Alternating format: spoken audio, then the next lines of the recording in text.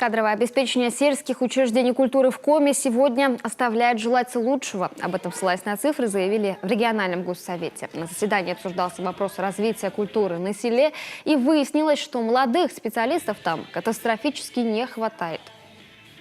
По состоянию на начало года в республике из каждых 4 специалистов в учреждениях культуры на селе лишь 1 имеет высшее образование. А в 2 муниципалитетах, это в Усть-Цилимском районе и Выжимском, там вообще нет людей с высшим образованием. Я считаю, это тревожный знак, над которым сегодня нужно работать и учреждениям образования, и профильным учреждениям системы профессионального образования. Ну и, конечно же, муниципалитетам не оставаться в стороне. Это штучный товар. Раз у тебя в районе нет такого специалиста, давайте, направляйте, сопровождайте, обучайте, принимайте. Вытекает из этого и вторая проблема – отсутствие условий для комфортного проживания молодых специалистов в сельской местности.